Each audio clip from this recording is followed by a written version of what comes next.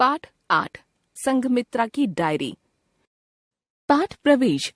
अनुश्रुतियों के अनुसार सम्राट अशोक की पहली पत्नी का नाम देवी था, जो वेदसगिरी के एक धनी व्यापारी की पुत्री थीं। अशोक ने उनके साथ तब विवाह किया था जब वे उज्जैन में वाइसराय थे। उनकी पत्नी को शाक्य कुमारी भी कहा गया है। देवी से अशोक को एक पुत्र महेंद्र और एक पुत्री संघमित्रा की प्राप्ति हुई। महावंश के अनुसार देवी अशोक के साथ पाटलिपुत्र नहीं गईं, क्योंकि वहां अशोक की अग्रमहिषी असंघमित्रा रहती थीं। शाक्य कुमारी विदिशा में ही अपने बच्चों के साथ रहती थी। एक शहजादी की डायरी संघमित्रा में से यह एक अंश प्रस्तुत है। व्यापारियों का एक काफिला आज विदिशा पहुंचा है, तो आखिर वर्षा ऋतु सचमुच समाप्त हो गई और लोगों ने पुनः यात्रा करनी शुरू कर दी है। दल के सरदार हमारे लिए कुछ उपहार और पिताजी का समाचार भी लेकर आए हैं। मैंने ऊपरी कक्ष से उन्हें आते हुए देखा था, जब माँ स्वागत कक्ष में उनसे मिल रही थीं। झुककर सम्मान प्रकट करते हुए उन्होंने मेरी माँ का अभिवादन किया। माँ ने उन्हें बैठने को कहा और दासियों को उनके लिए जामुन का रस लाने के लिए भेजा। यह हमारे घर का एक खास पेय है। इसे वर्षा ऋतु में हमारे अपने वृक्षों के फल से तैयार किया जाता है। रस गहरे बैंगनी रंग का होता है। इसमें थोड़ा सा मसाला डाला जाता है और यह बहुत ताजगी देता है। यह मुझे भी बहुत पसंद है। मैं एक कटोरा रस की तलाश में रसोई तक जाना चाहती थी, लेकिन लालच की तुलना में मेरी उत्सुकता कहीं ज्यादा थी। इसलिए मैं वहीं रुकी और उनकी बातें सुनती रही। आपके महान पति मौर्य राजवंश के राजकुमार अशोक ने अपने प्रेम के प्रतीक रूप में पाटलिपुत्र से ये कुछ चीजें भिजवाई हैं। आगंतुक ने कहा और फिर अपनी थैली से एक सूची निकालकर पढ़ने लगे। उन्होंने एक एक कर सभी चीजों के नाम इस तरह पढ़े मानो कोई गीत गुनगुना रहे हों। उनका सहायक एक एक कर कपड़े में बंधे एक गट्ठर से चीजें निकालता रहा। माँ की प्रमुख सेविका और उनका मुनीम उन्हें लिखते जा रहे थे। मेरे पिताजी एक राजकुमार भले ही हों, लेकिन मेरी माँ विदिशा महादेवी शाक्य कुमारी नगर के एक प्रमुख श्रेष्ठी की कन्या है और वे विदिशा में अपने कुटुंब के रीति रिवाजों को कभी नहीं भूलती। अब वे एक महान राजवंश की शक्तिशाली राजकुमारी हैं, फिर भी वे इस बात का हमेशा ध्यान रखती हैं कि हिसाब किताब साफ हो। व्यापारी के सहायक ने पिताजी द्वारा भेजे गए सभी उपहार मेरी माँ के सामने फैला दिए और मैं उसे ऐसा करते हुए प्रशंसात्मक दृष्टि से देखती रही। वहाँ किम खाब के चमचमाते थान पड़े हुए थे, जो पवित्र नगरी काशी में चांदी और सोने के बारीक धागों से बुने गए थे। एक चटक लाल रंग का कंबल था, जो हिमालय पर्वत श्रृंखला के निकट स्थित गांधार का था, जहाँ यूनानियों का शासन है। यह कंबल आश्चर्यजनक रूप से जाड़े में भी गर्म रहता है। ऐसे कंबल दुर्लभ और महंगे होते हैं और मेरी माँ को उनका उपयोग करना अच्छा लगता है। उनके पास पहले से भी ऐसा एक कंबल है, लेकिन सर्दियों में अब वे दूसरे का भी उपयोग कर पाएंगी और रुई की भारी रजाई से छुटकारा पा लेंगी, जिसे वे प्रायः अपने पलंग पर रखती हैं। अच्छा है, तब मैं उनसे रजाई मांग लूंगी। रजाई का खोल एक पुराने अंतरिया का बना है। यह पिताजी ने तब भेजा था जब मैं पैदा हुई थी। उस पर फूलों के छापे हैं और इसके किनारों पर सुनहरे रंग में अंगूर के पत्तों की महीन कढ़ाई की गई है। माँ त्योहार के दिनों में यह अंतरिया ओढ़ा करती थीं और अत्यंत सुंदर दिखती थीं। मुझे याद आया, जब यह पुराना हो गया तब वे इसका उपयोग रजाई के खोल के रूप में करने लगीं। मेरे मन में हमेशा इसके प्रति आकर्षण रहा है और अब तो मैं माँ से कहूंगी कि वे इसे ओढ़ने के लिए मुझे दे दें। पिताजी ने कुछ आभूषण भी भेजे हैं। एक अत्यंत सुरुचिपूर्ण मेखला, जिसमें सोने के आयताकार मनकों की 5 लड़ियां हैं। यह माँ की कमर में पहनने के लिए है। माँ की कलाइयों के लिए उन्होंने वजनी और सोने की चूड़ियों का एक सुंदर जोड़ा भेजा है। माँ पिताजी की इस विचारशीलता से प्रसन्न हुई। यह बिल्कुल नए डिजाइन का है और विदिशा में जो भी इसे देखेगा तारीफ करेगा। माँ अपने ढंग से रहना चाहती हैं, लेकिन वह उनके लिए बहुत सहज नहीं है। पिताजी प्रायः साम्राज्य की सीमा पर स्थित दूरस्थ नगरों में तैनात रहते हैं। माँ फिर भी ऐसा करती हैं। मैं जानती हूँ कि वे दादाजी के स्वर्गवास के बाद परेशान रही हैं, क्योंकि पिताजी के राज्याभिषेक में कई तरह की कठिनाइयाँ हैं। यह कठिनाइयों भरा समय रहा है और जो समाचार मिला है वह अनिश्चित और संदेहजनक है। यहाँ विदिशा में हम सत्ता के लिए संघर्ष और विजय की कहानियाँ सुना करते हैं और प्रायः उनको लेकर परेशान रहते हैं। माँ कहती हैं कि एक शासक को बहुत सी समस्याओं का सामना करना पड़ता है, जिनके बारे में एक आम आदमी को सोचना तक नहीं पड़ता। हमारे लिए यह स्वीकार करना अब भी कठिन है कि युद्ध और हिंसा कभी कभी आवश्यक होते हैं। हम यह सोचकर दुखी होते हैं कि पिताजी युद्धों अथवा किसी तरह की हिंसा में संलग्न होंगे। माँ उनके लिए और उनके मन की शांति के लिए लंबी और कठोर प्रार्थनाएं करती हैं। जब पिताजी हमारे लिए समाचार और इस तरह के उपहार भेजते हैं, हमें अत्यधिक प्रसन्नता होती है। संदेश वाहकों और इन उपहारों के आने से लगता है कि पिताजी स्वस्थ हैं और हालात पर उनका नियंत्रण है। यह हमारी प्रार्थनाओं का भी परिणाम है। मेरे विचार उड़ते हुए हमारी मातृभूमि विदिशा के निकट स्थित सांची की पहाड़ी पर चले जाते हैं, जहाँ हमारे पूर्वज और हमारे सगोत्री गौतम शाक्य मुनि के सम्मान में एक स्तूप बनवा रहे हैं। बहुत से लोग उन्हें बुद्ध भी कहते हैं। माँ उनके उपदेशों पर श्रद्धा रखती हैं।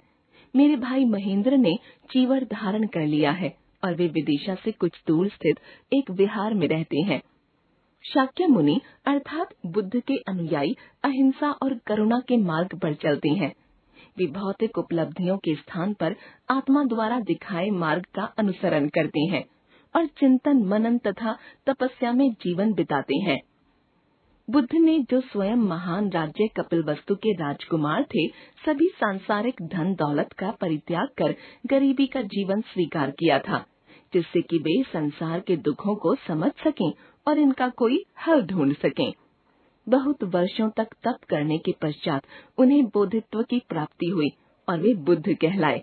हम में से बहुत से जो उनके उपदेशों का आदर करते हैं, सांसारिकता का ही जीवन व्यतीत करते हैं।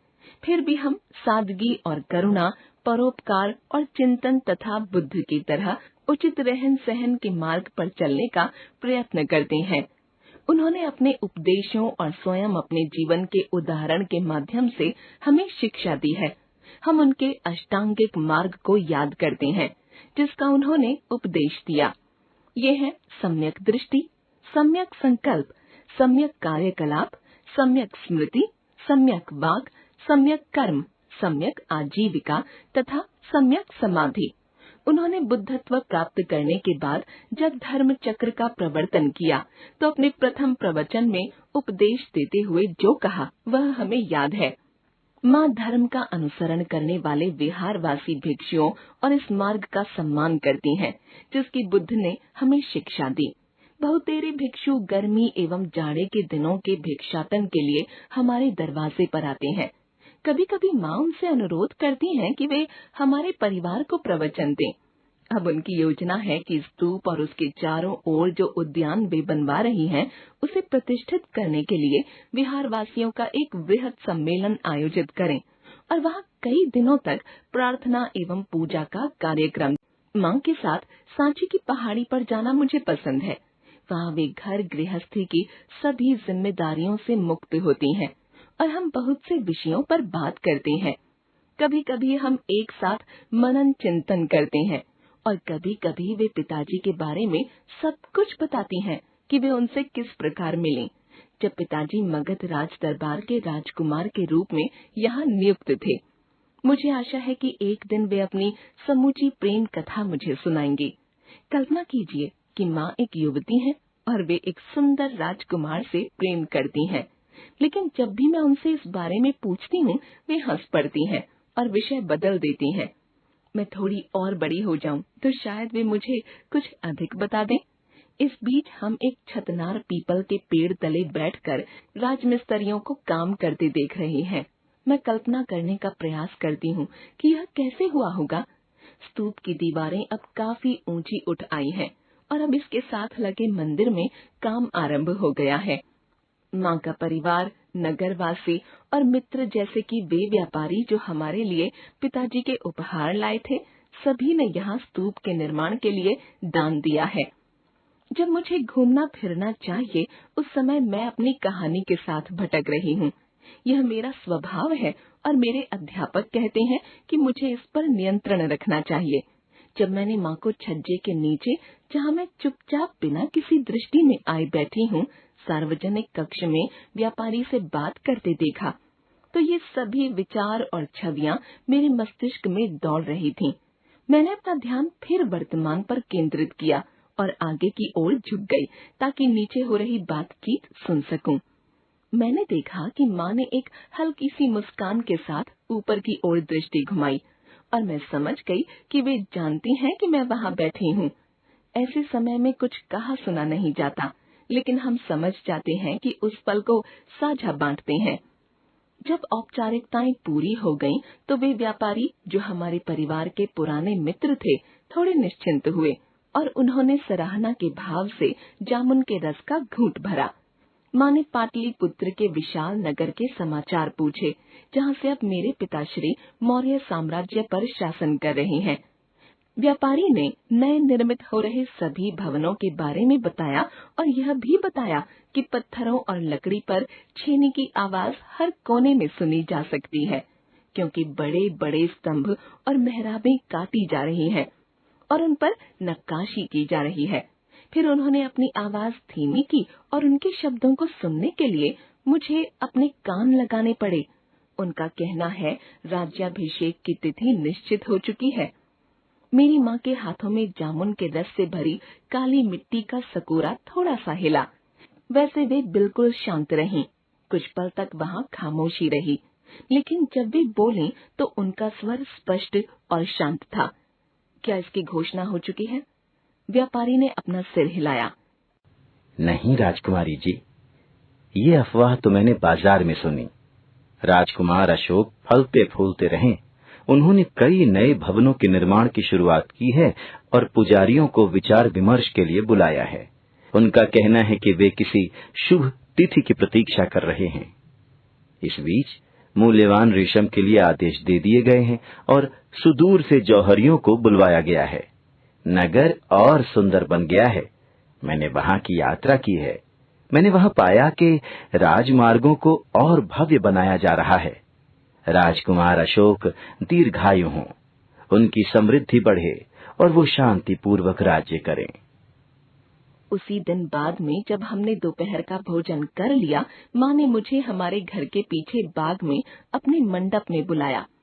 जब वे मुझसे अकेले में बात करना चाहती हैं, तो वे हमेशा ऐसा ही करती हैं, क्योंकि तब वे अपनी दासियों को दूर भेज सकती हैं और निश्चिंत हो सकती हैं कि हमारी बात कोई नहीं सुन रहा। राज्याभिषेक के लिए हम लोग पाटलिपुत्र चलेंगे, उन्होंने कहा। तभी तुम और तुम्हारा भाई महेंद्र पुनः अपने पिता से मिलोगे। मैं उछल पड़ी और उत्तेजित होकर कुछ कहने लगी थी कि उन्होंने कठोरता से कहा, तुरंत शांत हो जाओ, कुछ भी सुनिश्चित नहीं है। मैं सोचती हूँ कि अच्छा यही होगा कि संदेशवाहक के आने पर ही हम अपनी योजनाओं को अंतिम रूप दें। तुम्हें केवल अपना इरादा बता रही हूँ ताकि हम चुपचाप तैयारियां शुरू कर सकें। मैं महेंद्र को विदिशा बुला लूंगी। फिर उन्होंने मुझे जाने को कहा। मैं इतनी उत्तेजित थी कि मैं गरिमापूर्ण ढंग से कठिनाई से चल पा रही थी, जैसा कि किसी राजकुमारी को चलना चाहिए। कमल वाले तालाब तक पहुँचते पहुँचते मैंने अपने कदमों को नियंत्रित कर लिया। फिर जब माँ की आंख से ओझल हो गई, तो मैं तालाब के चारों ओर दौड़ती रही और अपनी प्रफुल्लता को शांत करने के लिए पानी के छींटे उछालती रही। मेरी दासी चंद्रावती दौड़ती हुई मेरी तरफ आई और मेरी उच्छृंखलता के लिए मुझे डांटने लगी, और मेरा गीला अंतरिय और मेरी जूती। और क्या उन बेचारी मछलियों के बारे में तुमने सोचा, जिनमें से आधी को तो तुमने डराकर मार ही डाला है? जब वह मुझे घर की ओर लेकर बढ़ी तो उसने मुझसे पूछा। सौभाग्य से चंद्रावती का विश्वास है कि मैं हमेशा से ही उच्छृंखल रही हूँ, इसलिए उसने मेरे इस अति उत्साह के बारे में नहीं सोचा। उसने मेरी ओर इस तरह बाहें लहराई जैसे वह किसी अक्खड़ बत्तख को भगा रही हो। उसने मुझे डांटने के से स्वर में गीले कपड़े बदलने और तुरंत संगीत और नृत्यशाला में पहुंचने को कहा, जहां मेरे गुरुजी मुझे सिखाने के लिए प्रतीक्षा कर रहे थे। मैं दौड़ती हुई गई और इतने उत्साह से नृत्य किया कि गुरुजी चकित रह गए और बोले, अगर ऐसा ही रहा जैसे मैंने योजना बनाई है, उससे पहले ही हम तुम्हारे नाना नानी के लिए तुम्हारे नृत्य का आयोजन कर सकते हैं। मैंने कुछ नहीं कहा, क्योंकि मेरा मन इस कल्पना में खोया हुआ था कि पाटलिपुत्र में शायद मुझे अपने पिताश्री के समक्ष नृत्य करने की अनुमति प्रदान की जाएगी। ओह, क्या वह सुखद आश्चर्य नहीं होगा? मुझे अपने नृत्य के लिए और अधिक परिश्रम करना होगा। इसके लिए मेरे पास एक अच्छा कारण है। चंद्रावती ने ठंड देने वाले तेल से मेरे सिर की मालिश की, मेरे पांव दबाए और मेरा प्रिय गीत गाया। पर उस रात सो पाना मेरे लिए सचमुच कठिन था। ओह, मैं चाहती हूँ कि दिन जल्दी बीते। मैं और प्रतीक्षा नहीं कर सकती। लेखिका मोनिशा मुकुंदन।